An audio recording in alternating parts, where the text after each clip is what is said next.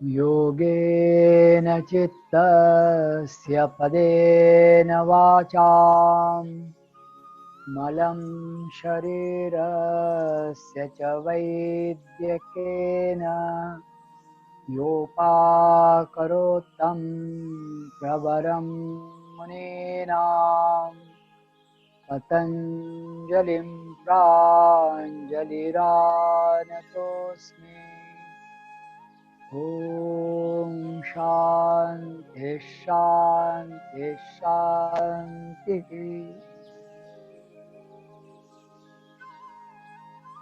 आत्मीय स्वयं, जैसा कि अभी अजित भैया ने बताया कि प्रकृति हमें सहयोग देने के लिए सदैव तत्पर है और वह प्रकृत्यापुरात् अर्थात वह आपूर्ण करती है, पूर्ण करती है। साधक जिस मार्ग पर चला है उसके लिए सर्वोत्तम शरीर, वैसे ही इंद्रिया अवयव आदि, वैसा ही चित्त और वैसे ही जाति धर्म व्यवस्थाएं सब प्रकृति बना देती है। तो अब बात रहती है साधक के हाथ में कि क्या करना चाहिए और क्या नहीं करना चाहिए, क्या करने से यह प्रगति और जल्दी हो जाएगी। और इस दृष्टि से पातंजलि योग दर्शन में कर्म सिद्धांत रखा गया है। थोड़ा एक दो सूत्र मध्य के छोड़कर हम जरा सा आगे बढ़ रहे हैं, तो आज 7वें सूत्र पर जा रहे हैं। तो भारतीय तत्वज्ञान में जैसा कि हम सब लोग जानते हैं, कर्म सिद्धांत का असाधारण महत्व है, बहुत विशेष महत्व है। और जो 4 प्रमुख मार्ग बताए गए हैं स्वरूप स्थिति को प्राप्त करने के अथवा मोक्ष या मुक्ति तक पहुंचने के, जैसा उसमें भक्ति योग, राजयोग, ज्ञान योग, वैसा ही एक महत्वपूर्ण योग अर्थात मार्ग वह कर्म योग के रूप में बताया गया है। तो यह कर्म सिद्धांत क्या है, थोड़ा देखने का प्रयास करते हैं।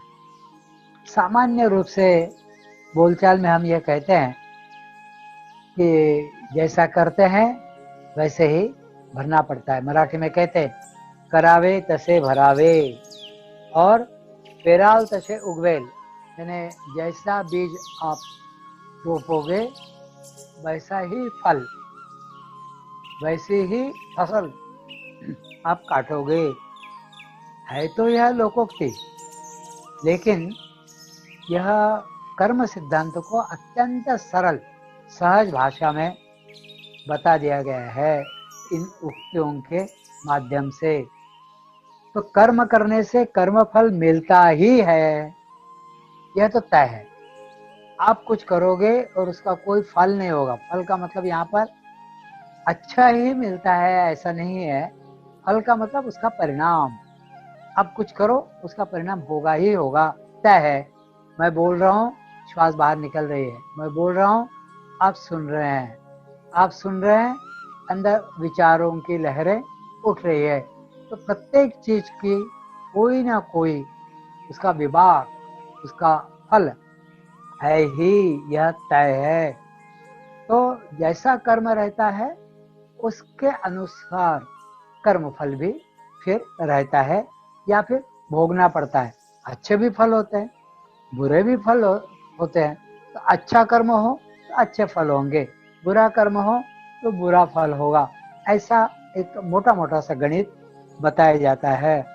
इतना ही नहीं, तो कभी कभी कर्म किया और तत्काल फल मिला, ऐसा भी नहीं है। फल तो मिलना यह निश्चित है, लेकिन वह तत्काल ही मिलेगा ऐसा नहीं हो सकता है, क्योंकि उसका काल तय नहीं है। तो हो सकता है कुछ समय के बाद मिले, ऐसा भी संभव है। लेकिन कर्म जब करते हैं तो उस कर्म का संस्कार बीज रूप से चित्ताशय में संग्रहित होकर रहता है। यह तो तय, उसका बीज रूप में उसका फल या संस्कार चित्ताशय में संग्रहित होकर रहता है। और उसको जब संधि मिलती है, उसको जब योग्य समय मिलता है या उसको बाकी सब बातें उसके अनुकूल हो जाती है, तो फिर वह संस्कार रूप बीज अंकुरित होने लगता है और उसके कारण फिर फल प्राप्ति की इच्छा या फल की इच्छा मन में जागृत हो जाती है। ऐसा एक मोटा मोटा सिद्धांत अपने यहाँ माना गया है। पाश्चिमात्य देशों में शायद इस प्रकार की मान्यता नहीं है कि करो, जो होगा देखा जाएगा, होगा कि नहीं होगा कुछ पता नहीं, क्या पता इस जन्म में होगा नहीं होगा, ऐसी भी मान्यता है। फिर अपने यहाँ एक दूसरा भी सिद्धांत है, चारवाक। तो चारवाक के सिद्धांत में तो कहा ही है, घृतम पिबेत, मतलब घी पियो और मौज मस्ती करो, कोई चिंता करने की जरूरत नहीं है, मतलब कुछ भी करो, इसने देखा क्या होने वाला है। अरे जब यह देह छूट जाएगी, मृत्यु हो जाएगी, क्या पता आगे फिर है कि नहीं है, फिर पुनर्जन्म है नहीं है, वो फल भोगना पड़ेगा नहीं, अभी मौज मस्ती से रहो, खूब बढ़िया, खाओ पियो मौज करो। रुणन कृत्वा घृतम पिबेत, ऐसा कहा गया है। लेकिन भारतीय संस्कृति का जो मूल आधार है, उसमें से एक यह कर्म संस्कार या कर्म सिद्धांत, यह उसका एक आधार है जो पुनर्जन्म के लिए लागू होता है। पुनर्जन्म का सिद्धांत की जब चर्चा होती है तो कर्म सिद्धांत की चर्चा उसमें अवश्यम भावी है, क्योंकि आप कर्म कैसा करते हो उसी पर आपका अगला जन्म निर्भर है, ऐसा कहा गया है। तो जो कर्म किया जाता है उसका जो अनुभव कर्म करने के दौरान आता है और फिर उसकी स्मृति भी यह चित्ताशय में एकत्रित होकर वह रहती है।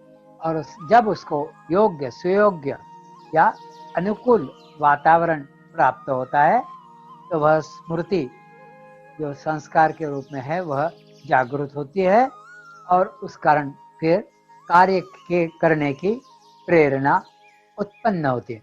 तो सीधा सीधा यदि गणितीय दृष्टि से बता दे तो कर्म से कर्मफल, कर्मफल का संस्कार, संस्कार स्मृति के रूप में चित्त में बंधित, फिर उससे जब उसको योग्य वातावरण सुयोग्य वातावरण मिलता है तो वह स्मृतियां जागृत होकर इच्छा के रूप में प्रेरणा के रूप में वह जागृत होती है और पुनः हाथ से कर्म होता है।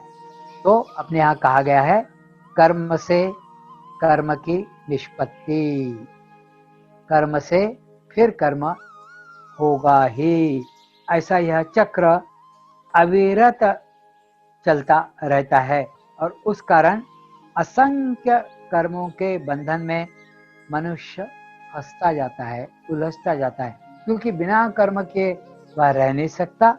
और जब कर्म किया तो उसका कर्मफल, फिर उसका संस्कार, फिर उसकी स्मृति, फिर मनुष्य की चित्त की में जागरूक इच्छा और फिर उससे पुनः कर्म, तो शुरू ही रहता है यह राम रगाड़ा और निरंतर यह चलता ही रहता है। और उस कारण कर्म के बंधन में मनुष्य फंसता जाता है और उसी में फंसा हुआ रहता है। तो कर्माशय में संचित जो स्मृति संस्कार है वह मनुष्य के व्यक्तित्व की गठन करने के लिए, बनाने के लिए, बनावट के लिए और उसके भविष्य के निर्मित के लिए वे कारक होते हैं। उन्हीं के कारण मनुष्य का भविष्य और उसका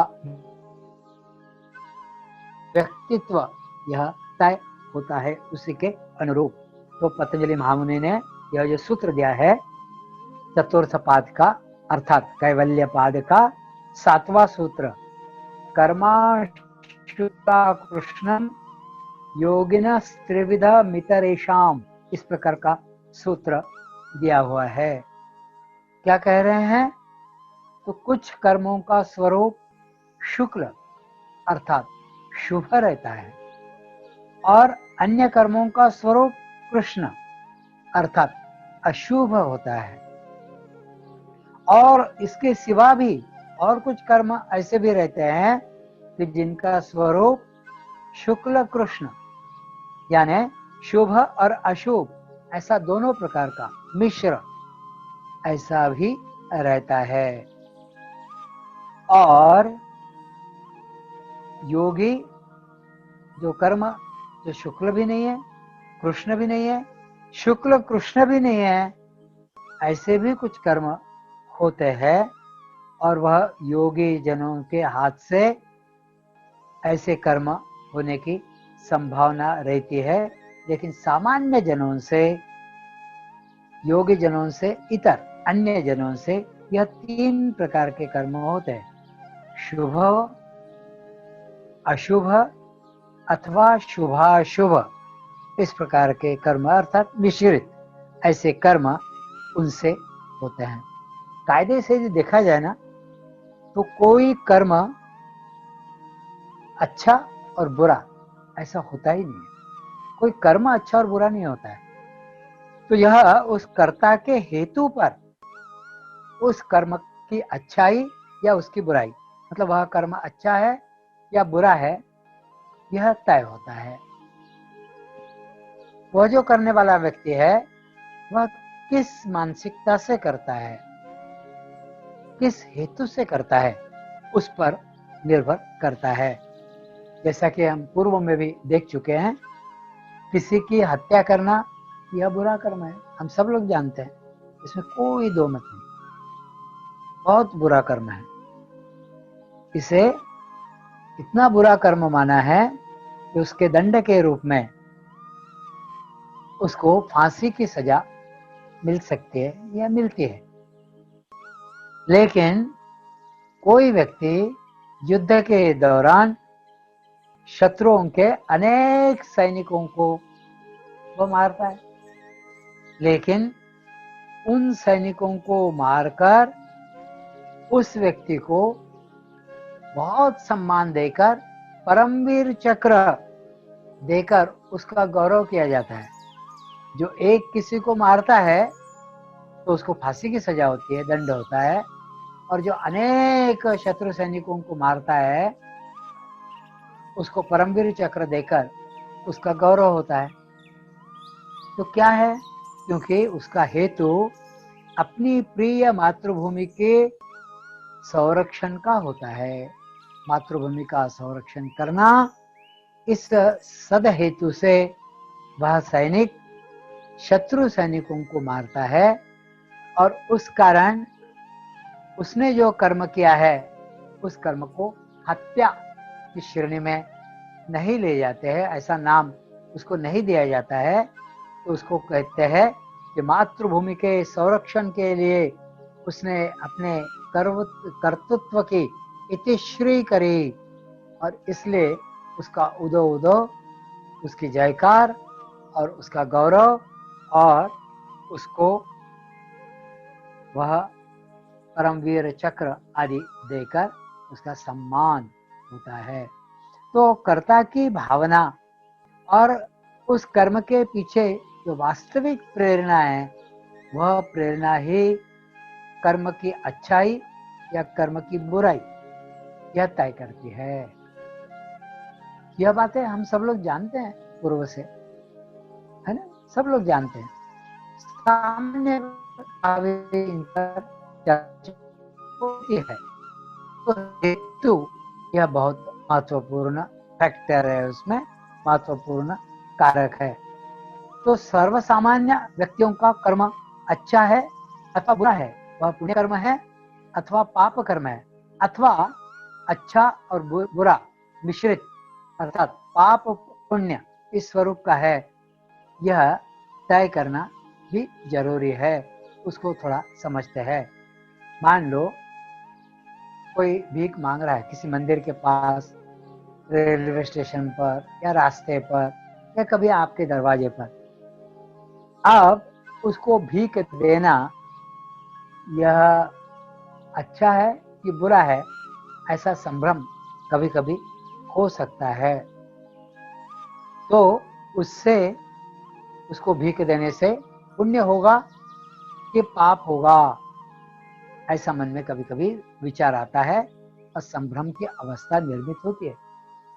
तो एक आध गरीब आदमी को उसकी मदद कर दी, कुछ थोड़े पैसे दे दिए, उसने खाना खा लिया या अच्छे कपड़े पहन लिए, तो इसको सत्कार्य मानने में कोई हर्ज नहीं है, मानना चाहिए। लेकिन उस कार्य के कारण उसकी दूसरी साइड भी है कि उसकी भीख मांगने की प्रवृत्ति यह भी बढ़ती है और उसको और आशा निर्मित होती है। उसको लगता है कि भीख मांगने से काम चलता है, ज्यादा कठिन कार्य करने की जरूरत नहीं है, तो थोड़ा भीख मांग लो, थोड़ी अपनी उपजीविका चला लो, चलने दो काम। तो यह कुकर्म भी उसके हाथ से इस प्रवृत्ति को जो बल मिलता है यह भी हो सकता है। तो इसलिए थोड़ा सा यहाँ पर सोचने समझने की बात है। स्व कष्ट से, तो स्व प्रयास से जो प्रेरणा मिलती है उसको चरित करने की प्रेरणा प्राप्त होती है, वह वास्तव में उस व्यक्ति को देना यह सही अर्थ से देखा जाए तो सत्कार्य है। लेकिन कभी कभी किसी किसी व्यक्ति की ऐसी स्थिति होती है नहीं कर सकता है, तो उसको देना भी चाहिए, तो वहां वह सत्कार्य होगा। कोई बहुत वृद्ध है, कोई बीमार है, कोई बिल्कुल दलित गात्र है, इंद्रियां ठीक से काम नहीं कर रही, हाथ पैर नहीं चल रहे, वृद्धावस्था है, भ्रमित अवस्था है, तो उसको मुझे तो लगता है कि देना भी चाहिए, तो वह पुण्य कार्य हो सकता है। लेकिन हट्टा कट्टा है कोई और उसको, तो वो कहता है आप दोगे क्या काम, और फिर वहां हमारी तरफ हो जाती है। हम सोचते हैं कि इसको देना चाहिए कि नहीं देना चाहिए, फिर ये रहेगा कहाँ, फिर मेरे यहाँ तो ऐसा काम नहीं है, तो बड़ी बातें उसके साथ भी लगी हुई है, वो भी बड़ी दिक्कत है। तो कभी कभी कर्म अच्छा है कि बुरा है, सही है कि गलत है, पाप का है कि पुण्य का है, यह विद्वानों के लिए भी तय करना कठिन पड़ता है, कठिन जाता है। भगवत गीता कहती है किम कर्मेति कवयोप्यत्र मोहिताः, कर्म बंधन से मुक्त होने का मार्ग यह निष्काम कर्म का मार्ग है। फल की आसक्ति न रखते हुए योगी जन जो कर्म करते हैं वह पाप और पुण्य के आगे के, बाहर के, परे के कर्म होते हैं। अर्थात वह अशुक्ल और अकृष्ण, मतलब है ना शुक्ल श्रेणी के ना कृष्ण श्रेणी के, किसी श्रेणी के वे नहीं रहते, वह अशुक्ल और अकृष्ण अर्थात पाप और पुण्य के परे। ऐसे अनासक्त कर्म के कारण चित्त पर फिर स्मृति संस्कार संचित नहीं होते हैं। इतना ही नहीं, तो चित्त में जो संचित स्मृति संस्कार है वह भी मुक्ति प्राप्त करने के लिए, उनसे भी मुक्ति मिलने के लिए योगी कार्य करता रहता है। तो ये जो संचित कर्म है चित्त के, जो स्मृति में संस्कारों के रूप में बसे हुए, उनसे भी मुक्ति होनी चाहिए, ऐसा कार्य योगी करता है।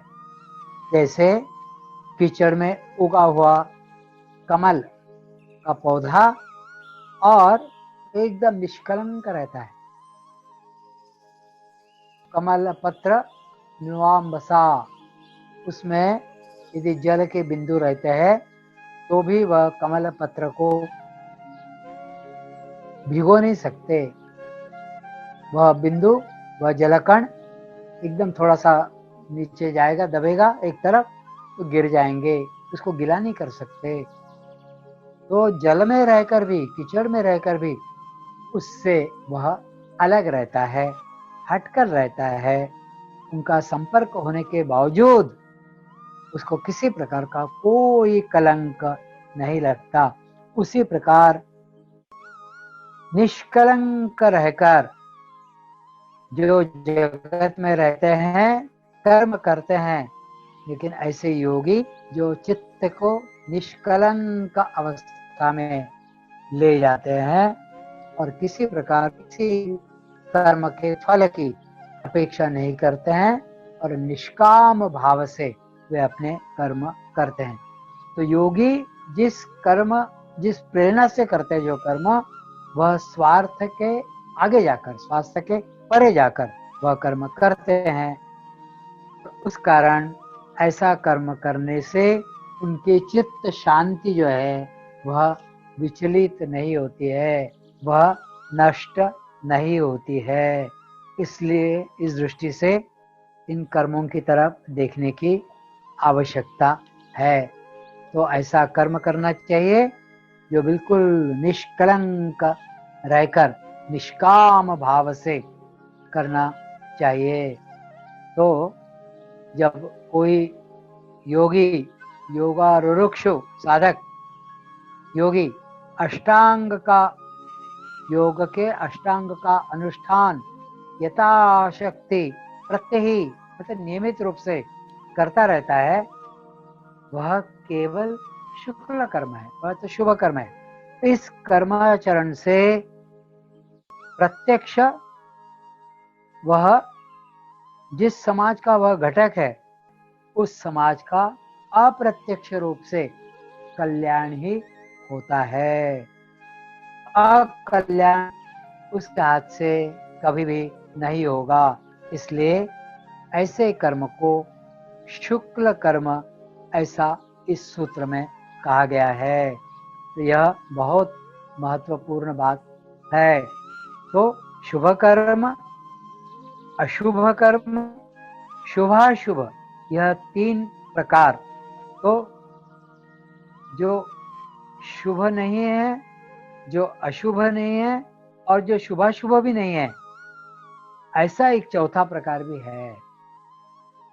तो जो आसुरी प्रकृति के जो लोग होते हैं, जो परपीड़क होते हैं, उनके हाथ से जो कर्म होते हैं वह प्रायः अशुभ कर्म ही होते हैं। भगवत गीता में कहा गया है, अहंकारम बलम दर्पम कामम क्रोधम च संश्रिताः। अहंकार, बल, दर्प, काम, क्रोध आदि आसुरी विकारों का आश्रय करने वाले जो होते हैं और उनके द्वारा जो कर्म किए जाते हैं, वह कर्म और जो इतर अन्य लोग हैं जो आत्म तत्व का द्वेष करने वाले होते हैं, जो अभ्यसूयक रहते हैं, अर्थात ऐसे आसुरी लोगों के द्वारा किए गए उनके स्वभाव के अनुसार जो दुष्टता के भाव से कर्म करते हैं, वे उनके लिए स्वाभाविक तो है, लेकिन वे अशुभ कर्म है। ऐसे कर्मों को इस सूत्र में कृष्ण कर्म अथवा अशुभ कर्म ऐसा कहा गया है। लेकिन सर्वसामान्य लोगों के हाथ से जो कर्म घटित होते हैं, तो जो बाह्य साधनों के सहायता से निष्पन्न होने वाले कर्म प्रायः वह शुभाशुभ होते हैं। मतलब कभी उनका फल शुभ मिलेगा तो कभी अशुभ मिलेगा।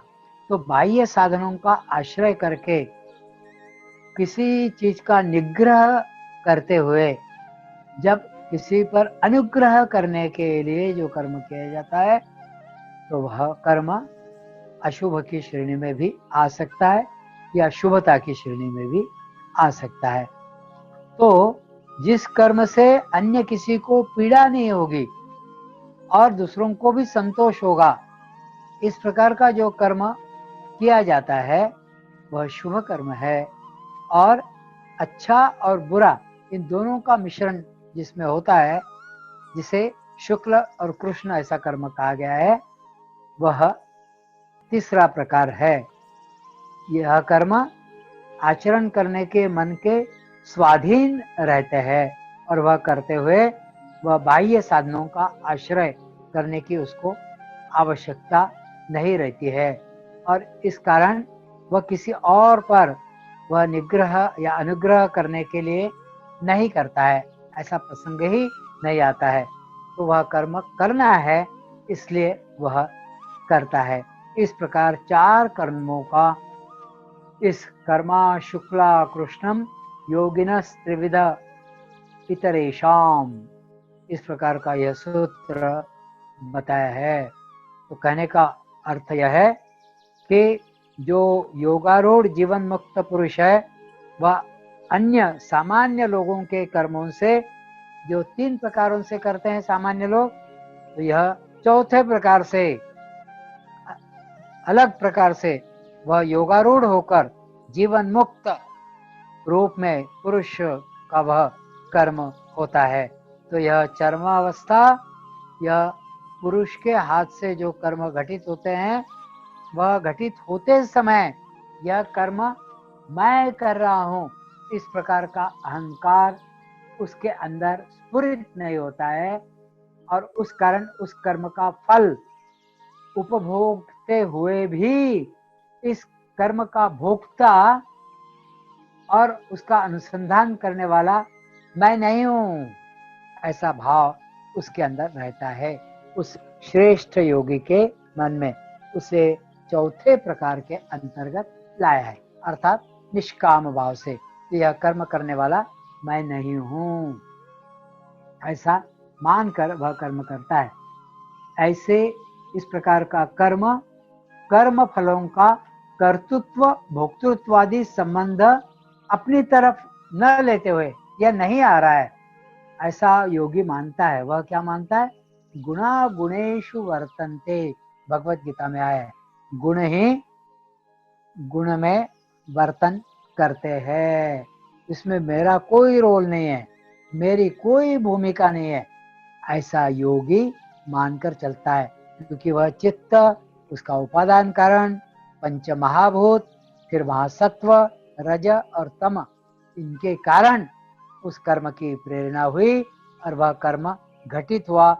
इसमें मेरी कोई भूमिका नहीं है, मैं करने वाला कोई नहीं होता हूँ, ऐसा वह मानता है और उस कारण उसके चित्त में शुभ अशुभ अथवा शुभाशुभ इन तीनों में से कोई भी कर्माशय उत्पन्न नहीं होता है। यह हम लोगों के लिए सीख है कि हमने कर्म करते समय किस प्रकार की भूमिका रखनी चाहिए, उसकी यह सीख है। तो योगारूढ़ पुरुष के द्वारा जो कर्म घटित होते हैं वह अशुक्ला कृष्णम, ऐसा उनको कहा गया है। वे ना शुक्ल है ना कृष्ण है, ना शुक्ल कृष्ण मिश्रित ऐसे भी नहीं है, तो वह अशुक्ल अकृष्णम ऐसे कर्म है, मतलब इनके परे है, जिसमें वह किसी प्रकार से अपने पर उसका दोष भी नहीं लेता है और अपने पर उसका यश भी नहीं लेता है। इस प्रकार चार प्रकार के कर्म अशुक्ल अकृष्ण जो रहते हैं वह जीवन मुक्तों के कर्म प्रारब्ध फल भोग में ही केवल अंतर्भूत होते हैं। अब यहाँ पर प्रारब्ध फल भोग की बात आई है, उसको थोड़ा हम समझते हैं। प्रारब्ध फल भोग के कारण किसी भी कर्मशय की उत्पत्ति नहीं होती है और उस कारण शुभ अशुभ अथवा शुभाशुभ शुभाशुभ ऐसा किसी भी जन्म ऐसा किसी भी कार्य का न होने के कारण उसके किसी भी जन्म में, मतलब किसी भी जन्म के लिए उनका परिणाम या उनका फल यह कारण नहीं बनता है, अर्थात उसका पुनः जन्म नहीं होता है, क्योंकि वह ना शुभ कर्म कर रहा है, ना वह अशुभ कर्म कर रहा है, ना वह शुभाशुभ कर्म कर रहा है, वह तो मैं कर ही नहीं रहा हूँ, गुणा गुणेषु वर्तन्ते, मैं तो केवल दृष्टा हूँ, मेरे द्वारा यह कराया जा रहा है, यह करने वाला मैं नहीं हूँ। इस भूमिका से, निष्काम भाव से वह जब कर्म करता है तो उसमें कर्माशय की उत्पत्ति नहीं होती, कर्म का फल पैदा ही नहीं होता है, और उस कारण उसको किसी भी जन्म के लिए वह कारण, वह जन्म उसका फल नहीं होता है, और उस कारण अगला जन्म नहीं लेना पड़ता है। तो चालू यह जो देह है, इसके पात मतलब यह गिरने के बाद अर्थात मृत्यु के बाद जन्म मरण रूप संस्कार चक्र उसका समाप्त हो जाता है। इसके व्यतिरिक्त अन्य जो 3 प्रकार के कर्म है, उसमें शुक्ल यह कर्म के योग से शुभ कर्माशय निर्मित होकर वह योगी या वह व्यक्ति देवोदिकों के शुभ योनि में वह जन्म का कारण बनता है, उस योनि में वह जाता है। कृष्ण कर्म के योग से जो अशुभ कर्माशय निर्मित होता है, कृष्ण मतलब अशुभ, जो अशुभ कर्माशय निर्मित होता है, वह व्यक्ति या योगी आसुरी अथवा पशु कृमि कीटक आदि पाप योनि में वह फल, वह जन्म देने का कारण बनता है। और शुक्ल और कृष्ण ऐसा जो सम्मिश्र, यह जो तीसरे प्रकार का कर्म है, उसका शुभ शुभ, शुभ और अशुभ ऐसा सम्मिश्र कर्माशय निर्मित होता है, तो वह सर्वसामान्य मनुष्य जन्म का कारण बनता है। तो हम सब लोगों ने समझना चाहिए कि मनुष्य जन्म में है तो हमारे हाथ से शुभ और अशुभ ऐसे सम्मिश्र कर्म हुए हो, तो अब हमारे हाथ से केवल शुभ कर्म ही होने चाहिए, ताकि इस जन्म मरण के, जन्म मृत्यु के चक्र से हम बाहर हो जाए। इसलिए यह विश्लेषण इस सूत्र के माध्यम से आया है। तो तात्पर्य क्या है? त्रिविध कर्मों का यह स्वरूप समझकर, जानकर साधक ने अपने इच्छा स्वातंत्र्य और क्रिया स्वातंत्र्य जो पूर्व में आ चुका है, इन दोनों का ठीक ढंग से योग्य प्रकार से उपयोग कर सर्वदा सदा शुक्ल कर्म अर्थात शुभ कर्म आस्था पूर्वक उनका आचरण करते रहना चाहिए, और कृष्ण अर्थात अशुभ कर्म की ओर यदि प्रवृत्ति जाती है तो आत्म संयम पूर्वक निग्रह करते हुए धीरे धीरे उनसे दूर जाना चाहिए। इसी में जीव का कल्याण है। तो यह बात हम सब लोगों ने अपने मन में रखनी चाहिए। कर्म के इन तीनों प्रकारों के संबंध में यहाँ और एक प्रश्न का विचार करना आवश्यक है। नित्य प्राप्त कर्म करते हुए यह कर्म करने से यह शुक्ल है अथवा कृष्ण है, यह कैसे पहचानना? यह मैं जो पूर्व में वह बता ही चुके हैं। तो जिन लोगों के बुद्धि को शास्त्र आदि का संस्कार हो रखा होता है, अथवा इनमें जो धर्मज्ञ और शिष्ट जनों का सहवास जिनको प्राप्त है, उनको शुभ और अशुभ कर्मों का विवेक सुलभता से हो सकता है। लेकिन जिन लोगों को इन दोनों ही अनुकूल बातें प्राप्त नहीं रहती है, उनके लिए ये कर्म शुभ है अथवा अशुभ है, यह वह कैसे समझेंगे? तो प्रत्येक कर्म जब उपस्थित होता है तो उस संबंध में शास्त्रार्थ देखना अथवा शिष्ट जनों को, विद्वान जनों को जाकर मिलना, उनको पूछना, यह संभव नहीं होता है, यह व्यवहार्य नहीं है। हर समय कैसे कोई रहेगा, कोई मिलेगा, हम जाकर पूछ कर आएंगे उसके बाद कर्म करेंगे, यह संभव नहीं है। और उस कारण सत्प्रवृत्त लोगों को शुभ कर्म अपने हाथ से घटित होने चाहिए, ऐसी सच्ची इच्छा अंदर से यदि है, और लेकिन मान लो कि बहुत अड़चन है, बहुत दिक्कत है, और उस कारण उनके हाथ से शुभ अशुभ कर्मों का विवेक न होने के कारण उनके हाथ से अशुभ कर्म घटित हो जाता है, इसकी संभावना है। तो इसलिए कौन सा भी कर्म शुभ है अथवा अशुभ है, यह जानने की एक साधारण सी कसौटी, एक साधारण सी वहां पर एक व्यवस्था रखनी चाहिए, और वह इस प्रकार होगी। मनुस्मृति में बताया गया है। यह कसौटी जिसको कहते हैं, कसौटी का पत्थर होता है ना, उसमें स्वर्ण घिसकर देखते हैं, उसमें स्वर्ण की पीली लाइन पड़ती है और अन्य धातुओं की निशानी उस पर नहीं उठती है, तो वैसे कसौटी कहते हैं, कसौटी का पत्थर कहते हैं उसको। ऐसी ही मनुस्मृति में आई है। जो कर्म करने की कल्पना मन में आती है या आई हुई रहती है, तो वह कर्म करते हुए जो कर्म करने के बाद मनुष्य को जन की और मन की लज्जा शर्म महसूस होती है, वह कर्म बुरा कर्म है, ऐसा समझना चाहिए।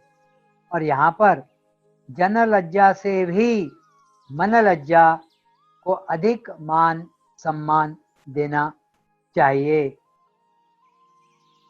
समर्थ रामदास स्वामी मन के श्लोक जो उन्होंने लिखे हैं, उसमें कहा है, जनी निंद्यते सर्व सोड़ो निद्यावे, जनी वंद्यते सर्व भावे करावे। जो निंदनीय है जनों के द्वारा, उनको छोड़ देना चाहिए, सर्व सोड़ो निद्यावे, वह सब छोड़ देना चाहिए। और जनी वंद्यते सर्व भावे करावे, और जब सब लोगों को जो पसंद है, अच्छा लगता है, वह सब पूरे भाव से करना चाहिए। ऐसा समर्थ रामदास स्वामी ने मोटा मोटा सा एक मार्ग बताया, लेकिन वह सदा सर्वदा ही उपयोग में आ सकता है ऐसा नहीं है।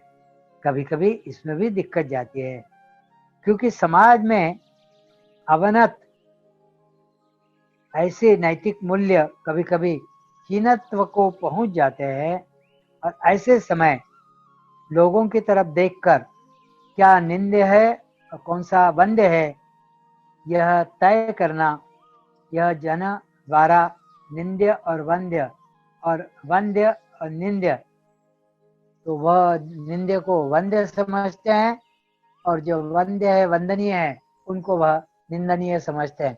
ऐसी भी दिक्कत वहां उत्पन्न होती है। इसलिए प्रत्येक मनुष्य के हृदय में ईश्वर का वास है, ये हम सब लोग मान चुके हैं और मानते हैं। प्रत्येक के अंदर ईश्वर का वास, each soul is potentially divine, Swami Vivekananda ji ने कहा ही है। तो प्रत्येक मनुष्य के हृदय में ईश्वर का वास, वह ईश्वर प्रत्येक को उसके कल्याणार्थ जो आवश्यक है वह सत प्रेरणा देता रहता है। उस प्रेरणा को पकड़कर व्यवहार में सद विवेक बुद्धि उपयोग में लानी चाहिए, और उसके अनुसार फिर काम करना चाहिए।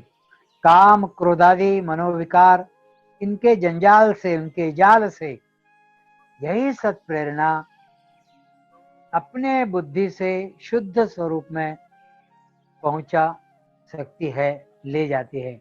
लेकिन कभी कभी मनोविकार उसको क्षण भर शांत कर वह सत प्रेरणा यदि अंदर की देख ले, प्रयास करे, तो वह शुद्ध स्वरूप में हम सभी को वह दिख सकती है। कहने का मतलब यह है कि अपने ईश्वरत्व को साक्षी रखकर अपने चित्त को मन के आगोश में न जाते हुए यदि हम विचार करके उस प्रेरणा से यदि कार्य करते हैं और उसका अभ्यास करते रहते हैं, तो वह फिर धीरे धीरे धीरे धीरे हमें पता पड़ सकता है। इसलिए जब कोई कर्म बुरा है और वह काम क्रोध के कारण मनोविकार जागृत होकर वह होने के लिए, करने के लिए प्रवृत्ति होती है, तो वह तुम मत करो। ऐसी सद विवेक बुद्धि अपने को अंदर से बताती है। अंतस्फूर्ति जिसको कहते हैं, वह भीतर से उठती है।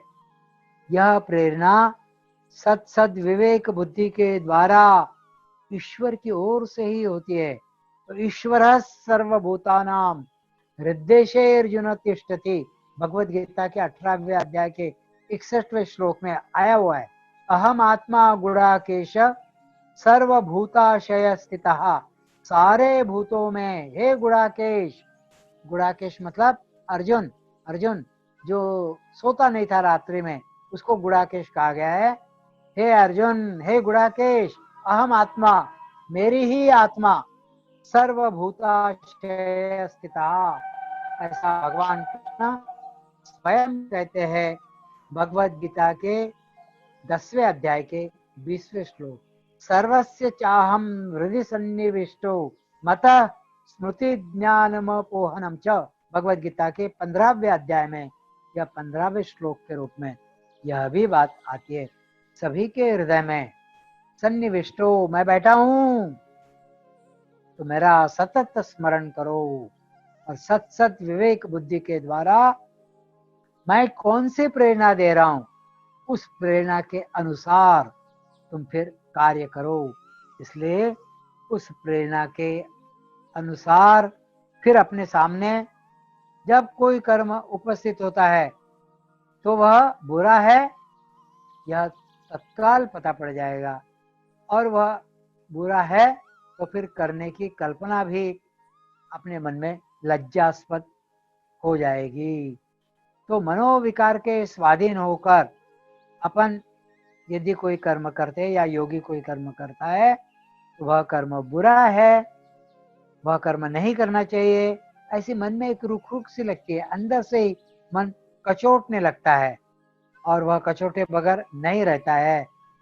तो कर्माचरण के बाद फिर लगता है किमहम पाप मकरवरम, किमहम पाप मकरवम, यह मेरे हाथ से कैसा पाप घटित हुआ। इस प्रकार का पश्चाताप मन को होता रहता है। तात्पर्य क्या है? तात्पर्य है कि जो कर्म करने की कल्पना मन में उद्भूत होती है, लेकिन जिसके कारण मन में अप्रसन्नता निर्मित होती है, तो जो कर्म करते हुए मन में थोड़ी भीतर से हुरूर सी लगती है, और जो कर्म करने के बाद मन में पश्चाताप की भावना उत्पन्न होती है, वह कर्म कृष्ण कर्म है अथवा अशुभ कर्म है, ऐसा समझकर शुरू से ही उस कर्म से निवृत्त होना चाहिए। और एक बार यदि पश्चाताप हो गया तो फिर से उस प्रकार का कर्म करने के लिए हमें प्रवृत्त नहीं होना चाहिए। उसी प्रकार शुक्ल अथवा शुभ कर्म की कसौटी उसी प्रकार से है, ऐसा समझना चाहिए। जो कर्म करने की इच्छा होने से मन में प्रसन्नता लगती है, जो कर्म का सर्वांग ज्ञान कर लेने पर आनंद महसूस होता है, जो कर्म करते हुए जनों की और उससे भी ज्यादा मन की जरा भी लज्जा नहीं रखती, शर्म नहीं आती है, मन कचोटता नहीं है, और वह कर्म हाथ से हो जाने के बाद मन में संतोष निर्मित होता है, समझना कि वह शुक्ल अथवा शुभ कर्म है। और फिर शुभाशुभ कर्म मन के इसी कसौटी पर परखने चाहिए। उसका अभ्यास जितना जितना अधिक होता जाएगा, उतने उतने अंतःकरण की सत प्रेरणा अपने अंदर से अधिक स्पष्टता के साथ और शुद्ध रूप से दिखने लगती है। कालिदास जी ने कहा है, सताम ही संदेह पदेषु वस्तुषु, सताम ही संदेह पदेषु वस्तुषु प्रमाणमंतःकरण प्रवृत्तया। ऐसी वस्तुस्थिति का अनुभव अपने को भी आता है कि वह भीतर से स्वतः ही प्रमाण के रूप में वह उठते हैं और आपको सत्कर्म करने के लिए प्रवृत्ति करती है। अशुभ कर्म की प्रवृत्ति का नाश होता है, शुभ कर्म की करने की ओर प्रवृत्ति बढ़ता है। तो तात्पर्य क्या है? इस कसौटी पर शुभाशुभ कर्म देखकर साधक ने अशुभ कर्मों का त्याग कर शुभ कर्मों का आश्रय करना चाहिए। उससे उत्तरोत्तर श्रेष्ठ जन्म मिलता हुआ अंत में वह कैवल्यावस्था को प्राप्त हो जाता है या कैवल्यावस्था वह प्राप्त कर लेता है। इस प्रकार यह 7वां सूत्र पतंजलि महामुनि हम लोगों को देते हैं। आज यहीं पर रुकते हैं, प्रार्थना से समाप्त करते हैं। सर्वे भवन्तु सुखिनः, सर्वे सन्तु निरामयाः, सर्वे भद्राणि पश्यन्तु, मा कश्चित् दुःखभाग् भवेत्। ॐ शान्ति शान्ति शान्तिः।